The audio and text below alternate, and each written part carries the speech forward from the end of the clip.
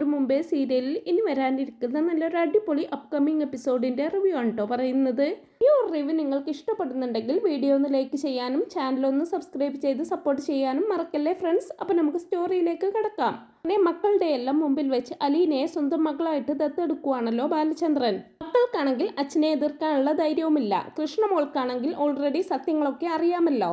അഭിതക്കും രോഹിത്തിനുമാണെങ്കിൽ അച്ഛനെ എതിർത്ത് കഴിഞ്ഞാൽ തങ്ങൾക്കത് നല്ലതിനാവില്ല എന്നുള്ള ഉത്തമ ബോധ്യമുണ്ട്.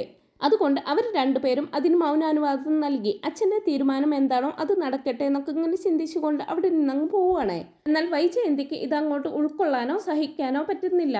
വൈജയന്തി ദേഷ്യത്തോടെ എല്ലാവർക്കും താൻ കാണിച്ചു തരാമെന്നൊക്കെ വെല്ലുവിളിച്ചുകൊണ്ട് അമ്മയെയും കൂട്ടി തിരികെ കൊല്ലപ്പള്ളിയിലേക്ക് പോവുകയാണ്. ബാലചന്ദ്രനാണെങ്കിലോ വൈജയന്തി ഇറങ്ങിപ്പോയത് യാതൊരു വിധത്തിലും ബാധിക്കുന്നില്ല. അലീന അതിനെക്കുറിച്ച് ബാലചന്ദ്രനോട് പരാതി പറയുന്നുണ്ടെങ്കിലും സ്വന്തം ഇഷ്ടപ്രകാരം ഇറങ്ങിപ്പോയതല്ലേ. കമലയുടെ ആട്ടും തുപ്പും സഹിച്ച് അവൾ അധിക ദിവസമൊന്നും അവിടെ നിൽക്കില്ല. പോയതുപോലെ തന്നെ അവൾ തിരിച്ചു വന്നോളും, നീ അതോർത്ത് വിഷമിക്കണ്ടെന്നൊക്കെ പറഞ്ഞ് അലീനയെ ആശ്വസിപ്പിക്കുന്നുണ്ട്. അങ്ങനെ ബാലചന്ദ്രന് വേണ്ട എല്ലാ സഹായങ്ങളും ചെയ്തു കൊടുത്തുകൊണ്ട് അലീന കൂടെ തന്നെ ഉണ്ടാകും. ശരിക്കും അച്ഛനും മകളും തമ്മിലുള്ള ബന്ധം പോലെ ആയിത്തീർന്നിട്ടുണ്ടാവും കേട്ടോ അവരുടെ ഒരു റിലേഷൻ. കാണുന്നവർക്ക് അവരുടെ ആ ബന്ധത്തിൽ പല അപാകതകളൊക്കെ തോന്നുന്നുണ്ടെങ്കിലും അവരുടെ ആ ഒരു ബന്ധം നല്ല രീതിയിൽ തന്നെ മുമ്പോട്ട് പോയിക്കൊണ്ടിരിക്കുവാണ്. പിന്നെ ഇരിക്കെ ഒരു ദിവസം മനു വരുന്നുണ്ട് അങ്ങോട്ട്. മനു വരുന്നതും വാതിൽ തുറന്നു കൊടുക്കുന്നത് അലീന തന്നെയായിരിക്കും. ആഹാ, ഇതാരെ, മനുവേട്ടനോ? അല്ല, എറണാകുളത്ത് നിന്ന് ഇത് എപ്പോൾ എത്തിയെന്നൊക്കെ ചോദിക്കുന്നുണ്ട് അലീന. ഞാൻ ഇന്നലെ വൈകിട്ടെത്തി. അല്ല, അങ്കിൾ ഇവിടെ ഇല്ലേ എന്നൊക്കെ ചോദിക്കുമ്പോൾ ഉണ്ട്, മനുവേട്ടൻ ഇരിക്കെ, ഞാൻ വിളിക്കാമെന്നും പറഞ്ഞുകൊണ്ട് അലീന ബാലചന്ദ്രനെ വിളിക്കുന്നുണ്ട്. അല്ല, രോഹിത് എവിടെ? അവൻ ഇവിടെ ഇല്ലേ? അവൻ എന്തൊക്കെയോ പ്രശ്നങ്ങളിൽ പെട്ട് കിടക്കുകയാണെന്നാണല്ലോ ഞാൻ അറിഞ്ഞതെന്നൊക്കെ പറയുമ്പോൾ അതൊന്നും എനിക്കറിയില്ല മനുവേട്ട, ആളിവിടെയുണ്ട്, മുകളിൽ കാണുമെന്ന് പറയുന്നുണ്ട്.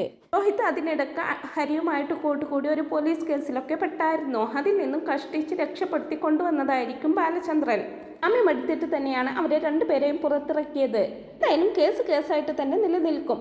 അതെന്തെങ്കിലും ആവട്ടെ, എനിക്കെന്തായാലും അങ്കിളിനെ ഒന്ന് അത്യാവശ്യമായിട്ട് കാണണം എന്നിങ്ങനെ പറയുമ്പോഴേക്കും മനുവിനോടായിട്ട് അലീന പറയുന്നുണ്ട്, മാഡം ഇതുവരെ വന്നിട്ടില്ല, എവിടെ പോയതാണെന്ന് ഒരു പിടിയുമില്ല. സാറിനാണെങ്കിൽ ഒരു കൂസലുമില്ല. മാഡം എവിടെ പോയതായിരിക്കും? മനുവേട്ടന് വല്ലതും അറിയാവോ എന്നൊക്കെ ചോദിക്കുമ്പോൾ നീ ഇങ്ങനെ വിഷമിക്കേണ്ട കാര്യമൊന്നുമില്ല അലീനെ, കൊച്ചുകുട്ടിയൊന്നുമല്ലല്ലോ, പോയതുപോലെ തന്നെ തിരിച്ചു വരാനും അറിയാമല്ലോ എന്ന് പറയുന്നുണ്ട്. എന്നാലും മാഡം ഇത് എവിടെ പോയതായിരിക്കും? എനിക്കെന്തോ ആകെ ടെൻഷൻ ആവുന്നെന്നൊക്കെ പറയുമ്പോൾ എന്തിനാ അലീന ഇത്രയധികം ടെൻഷൻ അടിക്കുന്നത്? എന്നോട് എത്രയധികം ക്രൂരതകൾ ചെയ്ത ആളാണ് എൻ്റെ ആൻറ്റി. ആൻറ്റിയെ കാണുന്നില്ല, ആൻറ്റി എവിടേക്കോ പോയെന്ന് കേൾക്കുമ്പോഴേക്കും സ്വന്തം മക്കളെക്കാൾ വ്യാകുലപ്പെടേണ്ട കാര്യം എന്താ നിനക്ക്? ഈ സങ്കടം കണ്ടു കഴിഞ്ഞാൽ നിന്റെ സ്വന്തം അമ്മയാണ് ആൻറ്റി എന്ന് തോന്നുമല്ലോ എന്നൊക്കെ മനു പറയുന്നുണ്ടെങ്കിലും അലീന അതിന് മറുപടി ഒന്നും കൊടുക്കാതെ നേരെ കിച്ചണിലേക്ക് പോവുകയാണ്. ശേഷം അടുക്കള വശത്ത് പോയിരുന്നു കൊണ്ട് ഇങ്ങനെ സങ്കടപ്പെട്ടിരിക്കുവാണ് കേട്ടോ. ആണെങ്കിൽ നേരെ ബാലചന്ദ്രന്റെ അരികിലേക്ക് ചെല്ലുവാണേ. മനു ചെന്ന് കഥകിൽ മുട്ടുമ്പോഴേക്കും കയറി വാന്ന് പറയുന്നുണ്ട് ബാലചന്ദ്രൻ. അങ്ങനെ മനു അകത്തേക്ക് ചെന്ന്, അങ്കിളെ ഞാൻ വന്നത് ആൻറ്റിയെ കാണുന്നില്ല എന്നൊക്കെ പറയുമ്പോഴേക്കും ഞാൻ അറിഞ്ഞു, അവൾ എവിടെ പോവാനാ, കൂടിപ്പോയാൽ ഗംഗാധരനെ കാണാനോ മറ്റോ പോയിട്ടുണ്ടാകും, അത് ഞാൻ എന്ത് പറയാനാണെന്നൊക്കെ പറയുമ്പോൾ അങ്കിളിന് ഒരു ടെൻഷനും ഇല്ലേ? അങ്കിളിന് ഇതുവരെ ആൻറ്റിയോടുള്ള ദേഷ്യമൊന്നും തീർന്നില്ലേ? മാത്രം എന്ത് തെറ്റാ ആൻറ്റി ചെയ്തത്? ശരിയായിരിക്കാം, കുറച്ച് എടുത്തുചാട്ടവും മുൻകോപവും ആൻറ്റിക്ക് കൂടുതലാണ് എന്ന് വെച്ച് ആൻറ്റി വീട്ടിൽ നിന്ന് ഇറങ്ങിപ്പോയിട്ടും അന്വേഷിക്കാതിരിക്കുന്നത് ശരിയാണോ? ആൻറ്റിയുടെ കാര്യത്തിൽ യാതൊരുവിധ ഉത്തരവാദിത്വവും ഇല്ലേ അങ്കിളിനെന്നൊക്കെ ചോദിക്കുന്നുണ്ട് മനു.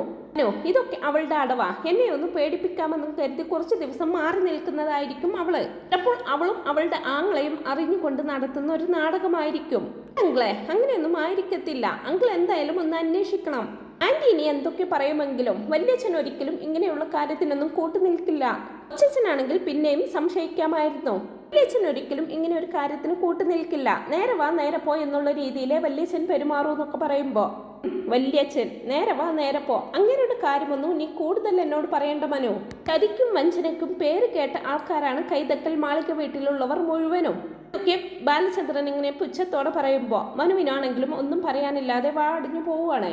ഞാൻ ഇങ്ങനെയൊക്കെ പറയുന്നത് കേൾക്കുമ്പോൾ നിനക്ക് വിഷമമുണ്ടാകും മനു, കാരണം നീയും ആ കുടുംബത്തിലുള്ളതാണല്ലോ.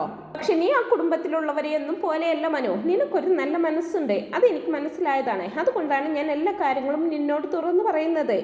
എന്തായാലും നീ ഇത്രത്തോളം എന്ന് പറഞ്ഞ സ്ഥിതിക്ക് ഒന്ന് അന്വേഷിച്ചേക്കാം. ഇനി നീ പറഞ്ഞിട്ട് അന്വേഷിച്ചില്ലെന്ന് വേണ്ടെന്നൊക്കെ പറയുന്നുണ്ട് ബാലചന്ദ്രൻ. അങ്ങനെ മനുവിൻ്റെ നിർബന്ധപ്രകാരം ബാലചന്ദ്രൻ വിളിച്ച് അന്വേഷിക്കുകയും വൈജയന്തി ഗംഗാധരനെ കാണാനായിട്ട് പോയിരിക്കുകയാണെന്ന് അറിയുകയും ചെയ്യുന്നുണ്ട്. ആണെങ്കിൽ സമാധാനത്തോടെ യാത്ര പറഞ്ഞു പോകുന്നുണ്ട്. അലീനയാണെങ്കിൽ വിഷമത്തോടെ ഇങ്ങനെ നിൽക്കുന്നത് കണ്ട് ബാലചന്ദ്രൻ അവളോടായിട്ട് പറയുന്നുണ്ട്, നീ എന്തിനിങ്ങനെ വിഷമിക്കുന്നത്? നിനക്ക് വിഷമം ഉണ്ടാകുമെന്നൊക്കെ എനിക്കറിയാം. അവൾക്ക് നിന്നെ മനസ്സിലായില്ലെങ്കിലും നിന്റെ സ്വന്തം അമ്മയാണല്ലോ അവളെ. ആ ഒരു സിമ്പതി നിനക്ക് അവളോടുണ്ടാകും. പക്ഷെ വെറുതെയാ, ഒരു കാര്യവുമില്ല. അവളുടെ കാര്യത്തിൽ വെറുതെയാണ് നീ ഇങ്ങനെ ടെൻഷൻ അടിക്കുന്നത്. അവൾക്ക് ഒരു പ്രശ്നവുമില്ല. അവളുടെ ഏട്ടനെ കാണാൻ വേണ്ടി പോയിരിക്കുകയാണ്. നമുക്കെതിരെ യുദ്ധത്തിനൊരുങ്ങാൻ പുതിയ വല്ല ആയുധവും കിട്ടുമോ എന്ന് തേടിപ്പോയതായിരിക്കും അവള്. പോയതുപോലെ തന്നെ അവൾ തിരികെ എത്തിക്കോളും. നീ സമാധാനമായിട്ടിരിക്കുന്നൊക്കെ പറഞ്ഞ് അലീനയെ ആശ്വസിപ്പിക്കുന്നുണ്ട് ബാലചന്ദ്രൻ. ഇതേസമയം രോഹിത് ആണെങ്കിലോ പുറത്തൊന്നും പോകാതെ റൂമിൽ തന്നെ അടിഞ്ഞുകൂടിയിരിക്കുകയായിരിക്കും. പുറത്തേക്ക് പോകാനോ കൂട്ടുകാരെ കാണാനോ ഒന്നും പറ്റാത്തൊരു മാനസികാവസ്ഥയിലായിരിക്കും രോഹിത്. താൻ ലോക്കപ്പിൽ കിടന്നത് ഒരിക്കലും തനിക്ക് അംഗീകരിക്കാനാവില്ലെന്നും മാത്രവുമല്ല ഹരി തന്നെ ചതിക്കുകയായിരുന്നു എന്നെല്ലാം രോഹിത്തിന് ബോധ്യപ്പെട്ടിട്ടുണ്ടാകും. അങ്ങനെ ഹരിയായിട്ടുള്ള കൂട്ടുകെട്ടൊക്കെ അവസാനിപ്പിക്കാനാണ് രോഹിത് തീരുമാനിച്ചിരിക്കുന്നത്. ഹരി എന്തായാലും തന്നെ കാണാനായിട്ട് വരാതിരിക്കില്ല. ഇങ്ങനെ വരികയാണെങ്കിൽ ഹരിയുടെ മുഖത്ത് നോക്കി തനിക്ക് കുറച്ച് കാര്യങ്ങൾ ചോദിക്കാനുണ്ടെന്നൊക്കെ ഇങ്ങനെ തീരുമാനിക്കുവാണ്. അതുമാത്രമല്ല, രോഹിത്തിനെ പോലീസ് ലോക്കപ്പിൽ നിന്നും ഇറക്കിക്കൊണ്ടുവരുന്ന സമയത്ത് ബാലചന്ദ്രൻ ഒരു താക്കീത് കൊടുത്തിട്ടുണ്ടായിരുന്നു. ഹരിയുമായിട്ട് കൂട്ടുകൂടി ഇനി എന്തെങ്കിലും പ്രശ്നം ഉണ്ടാക്കിയിട്ടുണ്ടെങ്കിൽ ഈ വീട്ടിലോ എൻ്റെ മനസ്സിലോ നിനക്കൊരു സ്ഥാനവും ഉണ്ടാവില്ലെന്ന് താക്കീത് കൊടുത്തിട്ടുണ്ടായിരുന്നു ബാലചന്ദ്രൻ. അതുകൊണ്ട് തന്നെ മൊത്തത്തിൽ മനസ്സ് മടുത്ത രോഹിത് പുറത്തൊന്നും പോകാതെ റൂമിൽ തന്നെ ചടിഞ്ഞുകൂടിയിരിക്കുവാണ്. അവൻ്റെ ഒരു ഗേൾ ഫ്രണ്ട് ഉണ്ടായിരുന്നല്ലോ റൂബി. ഈ ഒരു പ്രശ്നത്തിൻ്റെ പേരിൽ അവളുമായിട്ട് ബ്രേക്കപ്പ് ഒക്കെ ആയിട്ടുണ്ടാകും. അവൾ വിളിച്ചിട്ട് തന്നെ പോലെ ഒരുത്തനെ ഇനി ഒരിക്കലും തനിക്ക് കാണണ്ടെന്നൊക്കെ പറഞ്ഞ് അവനുമായിട്ടുള്ള എല്ലാ ബന്ധങ്ങളും ഉപേക്ഷിച്ചിട്ടുണ്ടാകും. അതൊക്കെ രോഹിത്തിന് വല്ലാത്തൊരു ഷോക്ക് തന്നെ ആയിരിക്കും കേട്ടോ. അങ്ങനെ വിഷമത്തോടെ ഫോണിൽ റൂബിയുടെ ഫോട്ടോയും നോക്കിക്കൊണ്ടിരിക്കുമ്പോഴായിരിക്കും ഫോണിലെ ചാർജ് തീരുന്നത്. ഇനിയിപ്പോൾ എന്ത് ചെയ്യും? ഫോണിലെ നെറ്റ് തീർന്നല്ലോ. കൂട്ടുകാരെ ആരെങ്കിലും വിളിച്ച് റീചാർജ് പറയാമെന്ന് വെച്ചാൽ ആരുടെ ഫോണിൽ നിന്നാണ് ഇപ്പോൾ ഒന്ന് വിളിക്കുന്നത്? ഇവിടെയാണെങ്കിൽ ആരുമില്ല താനും. മുത്തശ്ശിയുടെ ഫോണാണല്ലോ അലീന യൂസ് ചെയ്യുന്നത്. ഫോൺ അവളുടെ മുറിയിൽ കാണും. തൽക്കാലം അതെടുത്ത് അതിൽ നിന്നും കൂട്ടുകാർക്ക് വിളിച്ച് റീചാർജ് ചെയ്യാൻ പറയാം എന്നൊക്കെ ചിന്തിച്ച് രോഹിത് മെല്ലെ പോയി ആ ഫോൺ എടുക്കുന്നുണ്ട്. ഇങ്ങനെ മെല്ലെ പമ്മി ചെന്ന് അലീനയുടെ ഫോൺ കൈക്കലാക്കുന്നുണ്ട് രോഹിത്. അങ്ങനെ രോഹിത് അലീനയുടെ ഫോണിൽ നിന്നും തൻ്റെ ഫ്രണ്ടിന് വിളിച്ച് റീചാർജ് ചെയ്യാനൊക്കെ ആവശ്യപ്പെടുന്നുണ്ട്. നിന്റെ കേസ് എന്തായി? അതെന്താ സത്യത്തിൽ സംഭവിച്ചതെന്നൊക്കെ ആ ഫ്രണ്ട് ചോദിക്കുന്നുണ്ടെങ്കിലും എനിക്കൊന്നും അറിയില്ലടാ. ആരോ എന്നെ ചതിച്ചതാണ്.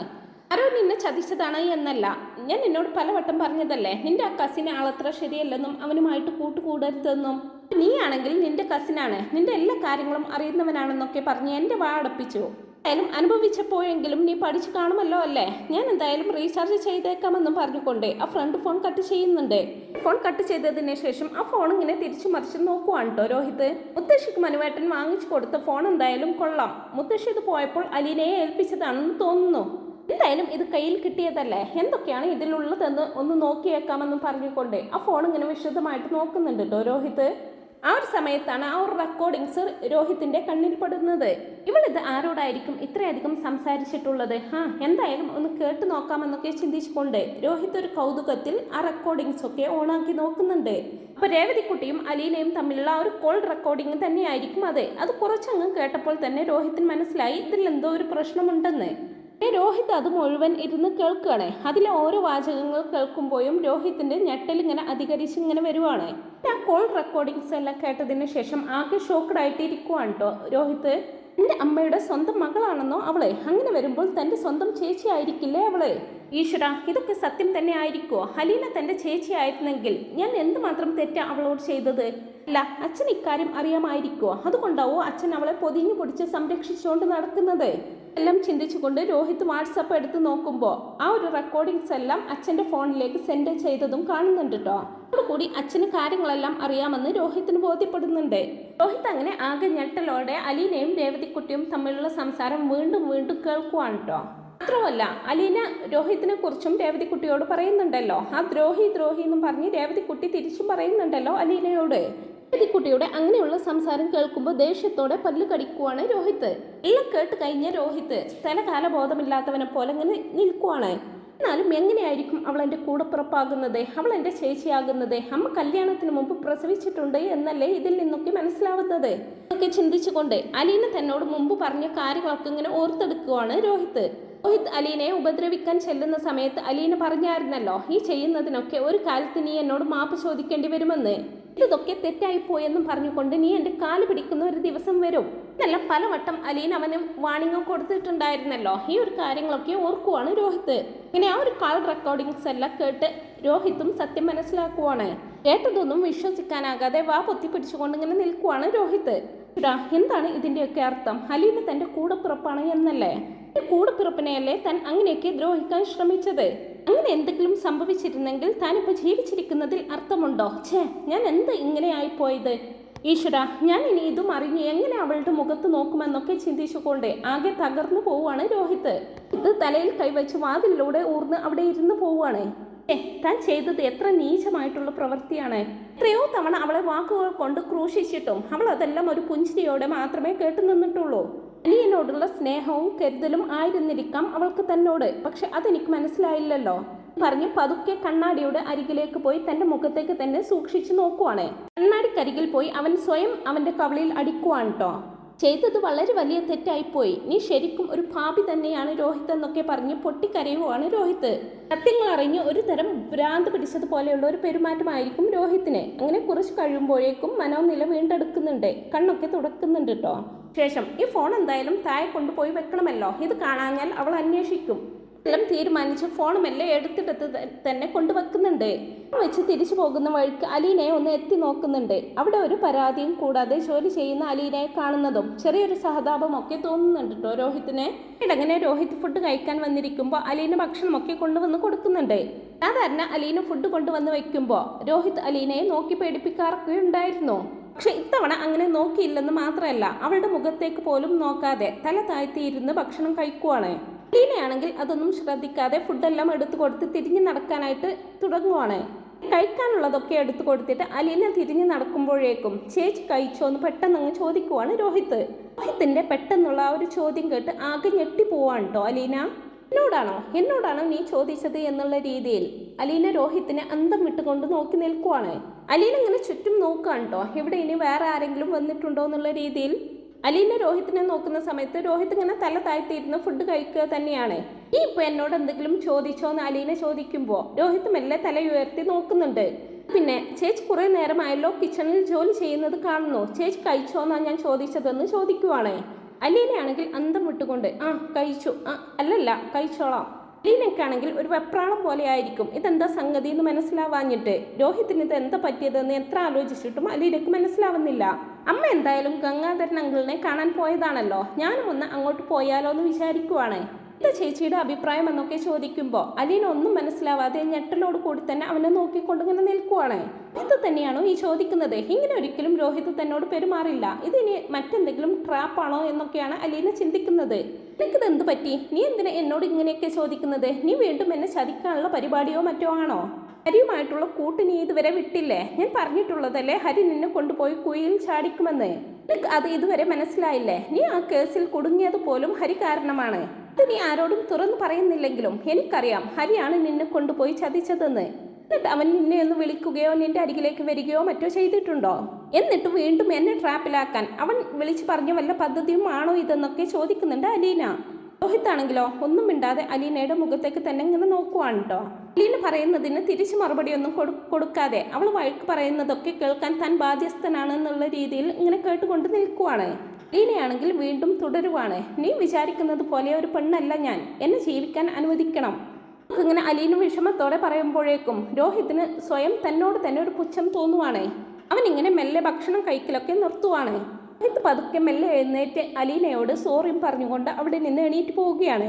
അലീനയ്ക്കാണെങ്കിൽ ഒന്നും മനസ്സിലാവുന്നുമില്ല. രോഹിത് അലീനയെ ഒന്നുകൂടി ഒന്ന് നോക്കിയിട്ട് മുകളിലേക്ക് അങ്ങ് കയറി പോവുകയും ചെയ്യും. വേണ്ടായിരുന്നു, അവൻ ഫുഡ് മുഴുവൻ കഴിച്ചില്ലല്ലോ, എന്തായാലും മുകളിൽ കൊണ്ടുപോയി കൊടുക്കാമെന്നും പറഞ്ഞുകൊണ്ട് അലീന മെല്ലെ ആ ഫുഡുമായിട്ട് മുകളിലേക്ക് പോവുകയാണ്. അതിൽ മുട്ടുമ്പോൾ കയറിപ്പോരേന്ന് രോഹിത് പറയണതും അലീന അത് അവിടെ കൊണ്ടുവച്ച് വേഗത്തിൽ തന്നെ താഴേക്കിറങ്ങി വരുവാണ്.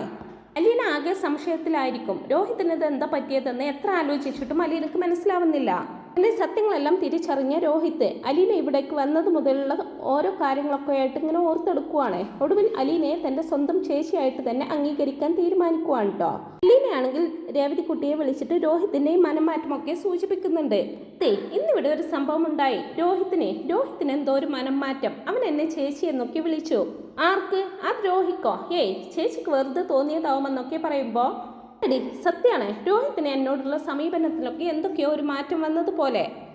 എനിക്ക് തോന്നുന്നില്ല അങ്ങനെയൊക്കെ ഉണ്ടാകുമെന്ന്. ആരെങ്കിലും ചിരിച്ചു കാണിച്ചാൽ പഴയതൊക്കെ മറക്കുന്ന ആളാണല്ലോ ചേച്ചി. എന്തായാലും ചേച്ചി ഒന്ന് സൂക്ഷിച്ചോ, ആ ദ്രോഹി പുതിയ വല്ല അടവുമായിട്ട് ഇറങ്ങിയതായിരിക്കുമെന്നൊക്കെ പറയുന്നുണ്ട്. എണ്ണിയൊക്കെ എൻ്റെ കയ്യിൽ കിട്ടണം, എൻ്റെ ചേച്ചിയോട് ചെയ്തതിനൊക്കെ എണ്ണി എണ്ണി ഞാൻ അവനോട് പകരം ചോദിച്ചിരിക്കുമെന്നൊക്കെ പറയുമ്പോൾ അതൊക്കെ കഴിഞ്ഞു പോയ കാര്യങ്ങളല്ലേ മോളെ. അതൊക്കെ പോട്ടെ എന്ന് പറയുമ്പോൾ അല്ല ചേച്ചിയോട് ഇപ്പോൾ എന്താ അവൻ ചെയ്തത്? ഇതിന് മാത്രം പറയാൻ ചേച്ചിയോട് എന്താ അവൻ ചെയ്തത്? ചേച്ചിയെ പൊന്നു കൊണ്ട് മൂടിയോ? അങ്ങനെയൊന്നുമല്ല, പൊന്നും പണവും ഒന്നുമല്ല എൻ്റെ ഏറ്റവും വലിയ സന്തോഷമെന്ന് നിനക്കറിഞ്ഞൂടെ മോളെ എന്നൊക്കെ ഇങ്ങനെ ചോദിക്കുവാണ്. അയ്യോ അതറിയാവേ, ചേച്ചിക്ക് സ്നേഹം മാത്രം മതിയല്ലോ. പിന്നെ അങ്ങനെയല്ലേടി നമ്മുടെ ബ്രിജിത്ത മമ്മി നമ്മളെ പഠിപ്പിച്ചിരിക്കുന്നത്. ആ ഒരു രീതിയിൽ തന്നെയല്ലേ നമ്മൾ മുമ്പോട്ട് പോകേണ്ടതും. ബ്രിജിത്ത മമ്മിയെ കുറിച്ച് ഓർക്കുമ്പോൾ ശരിക്കും സങ്കടം വരുന്നുണ്ട് കേട്ടോ. ഇടയ്ക്കിടെ മമ്മിയെ ഓർക്കാറുണ്ട് ഞാനെന്നൊക്കെ രേവതിക്കുട്ടിയും ഇങ്ങനെ പറയുന്നുണ്ട്. അങ്ങനെ ഗ്രേസമ്മയുടെയും മാമച്ചൻ്റെയും ഒക്കെ വിശേഷങ്ങളെല്ലാം ചോദിച്ചിട്ട് അലീന ഫോൺ കട്ട് ചെയ്യുവാണ്. എന്നിട്ട് രോഹിത് ഇങ്ങനെ വിഷമിച്ചിരിക്കുന്നത് കണ്ട് ബാലചന്ദ്രൻ രോഹിത്തിന്റെ അരികിലേക്ക് വന്നിരിക്കുന്നുണ്ട്. എന്താ രോഹിത്, നിനക്ക് കോളേജിലൊന്നും പോകാറായില്ലേ? ഒരു പ്രശ്നത്തിൽ പെട്ടെന്ന് കരുതി വീട്ടിൽ തന്നെ അടിച്ചുപൂട്ടിയിരിക്കാനാണോ നിന്റെ തീരുമാനം? നിന്റെ പഠിപ്പ് മുന്നോട്ട് കൊണ്ടുപോകണ്ടേ എന്നൊക്കെ ചോദിക്കുമ്പോൾ ഞാൻ പോയിക്കോളാം അച്ഛാന്ന് പറയുന്നുണ്ട്. ഇങ്ങനെ വിഷമിച്ചിരുന്നിട്ടൊന്നും കാര്യമില്ല. ഹരിയുമായിട്ട് കൂട്ടുകൂടി ഓരോ കാര്യങ്ങൾ ചെയ്തു കൂട്ടുന്നതിന് മുമ്പേ ആലോചിക്കണമായിരുന്നോ ഇങ്ങനെ ഒരു പ്രശ്നം വരുമെന്നും ആളുകളെ ഫേസ് ചെയ്യേണ്ടി വരുമെന്നും? അല്ലാതെ എല്ലാം ചെയ്തു കൂട്ടിയിട്ട് ആളുകളെ ഫേസ് ചെയ്യുന്നതും മടിച്ചിട്ട് ഇവിടെ വീട്ടിലിരിക്കുന്നത് ശരിയല്ലെന്നൊക്കെ പറയുന്നുണ്ട് ബാലചന്ദ്രൻ. ഞാൻ പോയിക്കോളാം അച്ഛാ, ഞാൻ ഫ്രണ്ട്സിനെ വിളിച്ചായിരുന്നു, അവരൊക്കെ ഇത് തന്നെയാണ് പറയുന്നത്, എന്നോട് കോളേജിലേക്ക് തിരിച്ചു വരാൻ. എൻ്റെ ഇപ്പോഴത്തെ പ്രശ്നം അതൊന്നുമല്ല അച്ഛാ. അച്ഛൻ എന്നോട് ക്ഷമിക്കണമെന്നും പറഞ്ഞുകൊണ്ട് കരയുവാണ് രോഹിത്. ഞാൻ എന്നോട് ക്ഷമിക്കണമെന്നോ? എന്തിന്? അതിന് മാത്രം എന്തെങ്കിലും തെറ്റ് നീ എന്നോട് ചെയ്തോ? കേസിൻ്റെ കാര്യമാണെങ്കിൽ അത് സംഭവിച്ചു പോയില്ലേ, ഇനി അതിനെക്കുറിച്ച് പറയണ്ടല്ലോ. അതൊക്കെ ഞാൻ അപ്പോൾ തന്നെ മറന്നു കളഞ്ഞതാ. മക്കളോട് ക്ഷമിക്കാൻ കഴിഞ്ഞില്ലെങ്കിൽ അച്ഛൻ എന്ന് പറയുന്ന വാക്കിന് എന്തർത്ഥമാ ഉള്ളതെന്നൊക്കെ പറയുവാണ് ബാലചന്ദ്രൻ. ഇതൊന്നും അല്ല അച്ഛാ ഞാൻ പറഞ്ഞു വരുന്നത്. അലീന ചേച്ചിയെ കുറിച്ചുള്ള എല്ലാ സത്യങ്ങളും ഞാൻ അറിഞ്ഞെന്ന് പറയണതും ഒരു ഞെട്ടലോടെ ബാലചന്ദ്രൻ രോഹിത്തിന്റെ മുഖത്തേക്ക് നോക്കുവാണ്. ഞെട്ടലോട് കൂടി തന്നെ എന്താണ് ചോദിക്കണതും? അതെ അച്ഛാ, അച്ഛനും എല്ലാ കാര്യങ്ങളും അറിയാമെന്ന് എനിക്കറിയാം. എൻ്റെ സ്വന്തം ചേച്ചിയായിരുന്നല്ലേ അച്ഛാ അലീന ചേച്ചി. ഞാൻ ഇതൊന്നും അറിഞ്ഞില്ലല്ലോ. ഇതൊന്നും അറിയാതെ അലീന ചേച്ചിയെ ദ്രോഹിക്കാൻ അമ്മക്ക് കൂട്ടുനിന്നു. അപ്പോഴെങ്കിലും അച്ഛന് ഞങ്ങളോട് ഇക്കാര്യമൊന്ന് പറഞ്ഞുകൂടായിരുന്നോ എന്നും പറഞ്ഞുകൊണ്ട് ബാലചന്ദ്രന്റെ മുമ്പിൽ പൊട്ടിക്കരയുവാണ് രോഹിത്. സാരമില്ലടാ, എല്ലാം കഴിഞ്ഞു പോയില്ലേ എന്നും പറഞ്ഞുകൊണ്ട് ബാലചന്ദ്രനും രോഹിത്തിനെ ആശ്വസിപ്പിക്കുന്നുണ്ട്. അങ്ങനെ അലീനയെ തന്റെ സ്വന്തം ചേച്ചിയായിട്ട് അംഗീകരിച്ച് ബാലചന്ദ്രന്റെ നല്ല മകനായിട്ട് മാറുവാണ് കേട്ടോ രോഹിത്. അങ്ങനെ വളരെയധികം ത്രില്ലിംഗ് ആയിട്ടുള്ള എപ്പിസോഡുകളൊക്കെയാണ് ഇനി വരാനായിട്ട് പോകുന്നത്. ഈ ഒരു റിവ്യൂ നിങ്ങൾക്ക് ഇഷ്ടപ്പെട്ടെങ്കിൽ വീഡിയോ ഒന്ന് ലൈക്ക് ചെയ്യാൻ മറക്കല്ലേ friends. Thanks for watching my video.